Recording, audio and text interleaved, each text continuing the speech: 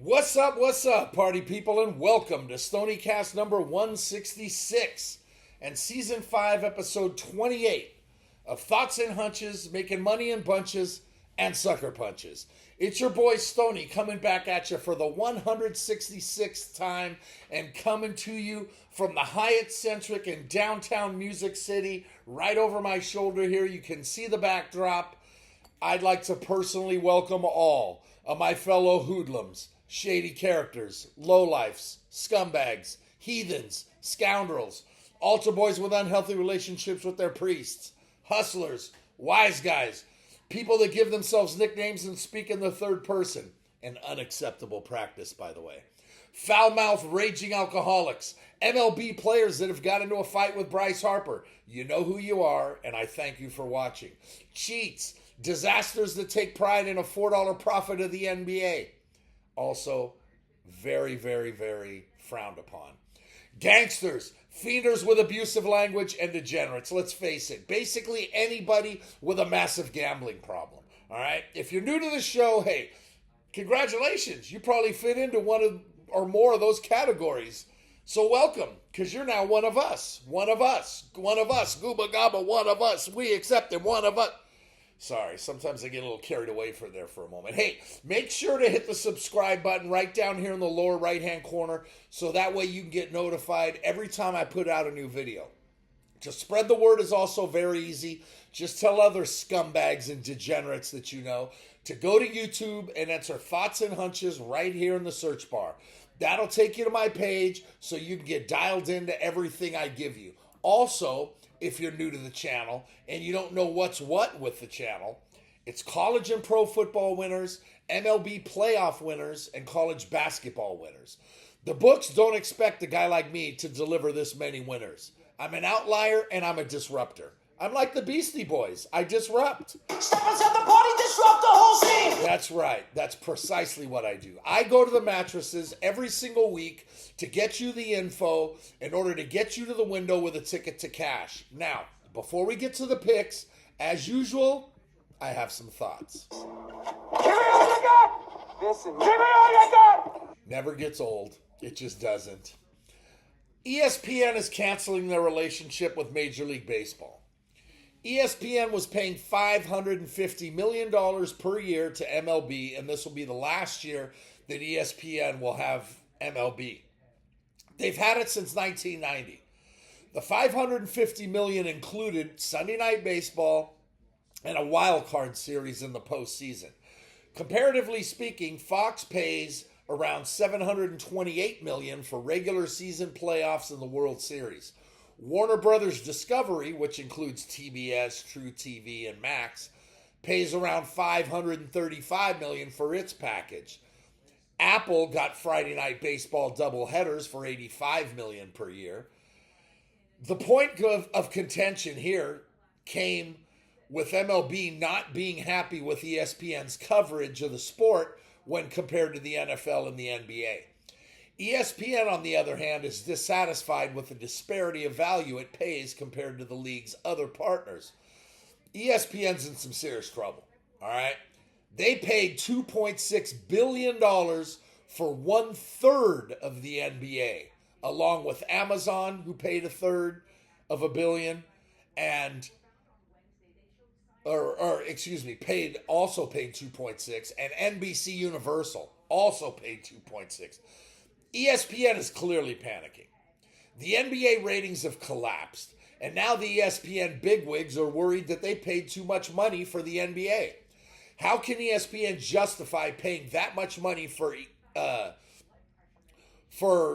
MLB and not be willing to pay, I got off track there. How can they justify paying that much money to the NBA and not be willing to pay 1/5 for the MLB? They've gone all in on NFL and NBA, and now they're no longer going to carry MLB. ESPN's been overpaying for everything. They even paid $1.3 billion for the college football playoff, and they were the only bidder. The ESPN expenditures are absolutely insane and getting worse. They doubled that with only 1/3 of the NBA. $2.7 billion for one Monday Night Football game. ESPN is in the process of building an app for what they call all sports. But how can that be all sports when the MLB is not on it? In the streaming universe, ever since cord cutting became a thing, the app is supposed to be the savior for ESPN, but they're in bad shape right now as the Amazons, Peacocks, and Netflixes of the world are just owning them. And it's only going to get worse. The app is supposed to be available in time for the 2025 NFL regular season later this summer, and that's going to come with a price tag of $30 a month. Now, what exactly is going to be on this app that won't exactly be on cable or streaming devices? ESPN is saying, quote, behind-the-scenes content, interactive stats, and on-demand replays. Really? For an extra $30? This is a massive mistake by ESPN, and they're going to be hurting because of it. Sticking with ESPN and the disaster that it has become, a new report is out now saying that their gambling app, ESPN Bet, has only a 2% share of the gambling marketplace. The top three are FanDuel, DraftKings, and Prize Picks. Sure, there's also the two that I use, BetMGM and Caesars, but ESPN is way down at the bottom after Penn Gaming sold their Barstool Bet stock back to Dave Portnoy and Barstool and went all in with ESPN Bet, which continues to show that ESPN has no idea how to run a successful business right now. 350,000 active subscribers on ESPN is a long way from the 15 to 20 million degenerates that get down on the big three I just mentioned. This is also ominous for ESPN's up-and-coming streaming app because the ESPN brand just ain't simply what it used to be. Now, as for the week that was last week, the 500 train was alive and well all week as I couldn't seem to make a dent in that train.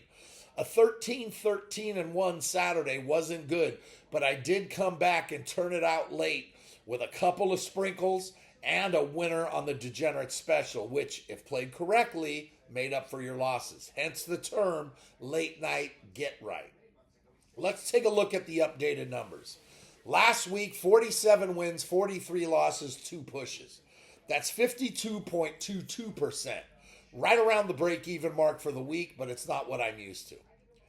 NCAA basketball regular season, 675 wins, 515 losses, 11 pushes. 56.72%. That's 150 games over 500 just in hoops with just under 1,200 games wagered on. And overall, all 27 Stoniecasts I've given you so far and over 2,000 bets, I'm at 1,151 wins, 854 losses, and 18 pushes. That's good for 57.41%. Very good. But now's the time of year to not be very good, but to be great. So I can hear Teddy say, Pay him. Pay that man his money. Please remember that all these picks are 100% free, all right? So for all of you touts out there that are giving up 75 to 80% documented winners, come on, stop. We all know you're full of shit. Plus, you're charging for these picks. Oh! Yeah, right. How's that even possible? With me, all you got to do is just come to YouTube every week and I'll drop my plays on you for free. You ready now? Let's do this. Away we go to episode number 28. Just win, baby. That's right, Al. You tell them. The 500 train continued to begin this week again, and the last 2 days have become more profitable as I'm sitting at 30 wins, 23 losses, and 4 pushes so far this week, with more games going on right now and more tonight. That only shows how tight the wise guys' lines are this time of year. 4 pushes? Really? In 4 days? Yeah, welcome to March. Because, by the way, March begins tomorrow. Tomorrow's March 1st. So why wait? Let's move on to the first day of March. Keep in mind that all these picks for tomorrow are based on basically the opening lines that I'm looking at right now. But until the games go tomorrow, there will be some line adjustments and movements. Being off Lower Broadway in Nashville tonight means cocktails and dreams with my brother Donnie O, who's in town for his future brother-in-law Cordell's bachelor party, so I don't have time to break a lot of these games down when there's cocktails out there waiting to be consumed. Let's get it started. Noon Eastern on USA Network tomorrow in the Boogie Down Bronx, where St. Joseph's is an 8.5-point road favorite at Fordham. Fordham has lost 6 straight, and St. Joe's is cruising right now. Laying this type of number, though, is too much, so I'm on Fordham here to start the day at home, catching 8 and a hook. Noon Eastern on Big Fox and Stoniecast. Villanova's a 6.5-point home chalk over Butler. Nova's the play here, as I have no faith in Butler, especially on the road. Nova minus 6.5. Noon Eastern on the Deuce in Charlottesville. 13th ranked Clemson is a 6-point road favorite at Virginia. Tough to lay these points on the road in conference, but Clemson's playing really well right now, and they'd be a double-digit favorite, maybe 13 or 14 if they were at home. Clemson minus 6. Noon Eastern tomorrow on CBS Network in Providence. Connecticut's a 5.5-point road favorite at Providence, the home of Donnie O's boy, Scotty Too Hottie. UConn on the road, minus 5.5, has to be the play here. Noon Eastern on Big Ten Network in Happy Valley. 16th ranked Maryland is a 4.5-point road favorite at Penn State. Maryland got jobbed by Michigan State's three-quarter court bomb buzzer beater on Wednesday night at home, and now they head to Happy Valley to take out the Lions. Gonna happen. Terps minus 4.5. Noon Eastern on ESPN in Chapel Hill. North Carolina's a huge 16.5-point home favorite over Donnie O's beloved Canes. Miami's checked out a long time ago, and while it seems insane to lay this type of number, especially with a Carolina team that's not very good, heels are still the play. Carolina minus 16 and a chunk. A good one here at 1 Eastern on ABC at Rupp Arena in Lexington. Top-ranked Auburn's a 4.5-point road chalk at 17th ranked Kentucky. Auburn keeps rolling while Kentucky keeps stacking losses. But this number still looks shaky. And because of that, I'm going to take the Wildcats at home, right here, catching 4.5. Depending on the size of your balls, you can do a sprinkle. But I'm just going to take them plus 4.5. 2 Eastern on ESPN at Fog Allen Fieldhouse in Lawrence. Kansas is a 4-point home favorite over number 10 Texas Tech. No how, no way. KU hasn't been the same this year, and Tech is a legitimate Final Four candidate. Tech plus 4 on the road with a sprinkle. Sprinkle me, man. That a boy, Earl. Just wanted to make sure you were alive and listening. 2 Eastern on the Deuce in Oxford. Ole Miss is a 7.5-point home favorite over Oklahoma. OU just ain't the same away from Norman, and Ole Miss is looking for a high seed in the SEC tournament. This is a big number, though. Sooners plus 7.5. 2:15 Eastern on CBS at the world's most famous arena, Madison Square Garden in NYC. 7th-ranked St. John's is a huge 22-point home favorite over Seton Hall, who checked out a long time ago. Yeah, Patino has the Johnnies rolling right now, but that's still way too many points to drop. Give me the Hall and the 22. 3:30 Eastern on SEC Network in Starkville. 24th-ranked Mississippi State's a 10.5-point home favorite versus Louisiana State. LSU's been playing better lately, but Hail State has to be the play here. MSU minus 10 and a hook. 4 Eastern on Big Ten Network in Eugene. Oregon's a 7.5-point home favorite versus Southern Cal. Oregon is better and wins this one, but I'm going to take the Trojans here on the road, catching 7.5. 4 Eastern in the Mountain West on FS1 in Fort Collins. Colorado State's a 1.5-point home favorite over Utah State.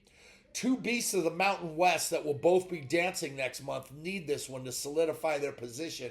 Has me on the Aggies here. Utah plus 1.5 with a sprinkle. Sprinkle me, man. Sprinkle me. Keep them coming, 40. Anytime you watch, just drop them. The game of the day is at 4 Eastern on ESPN at Thompson Bowling Arena on Rocky Top. 5th-ranked Tennessee is a 3.5-point home chalk over number 6 Alabama.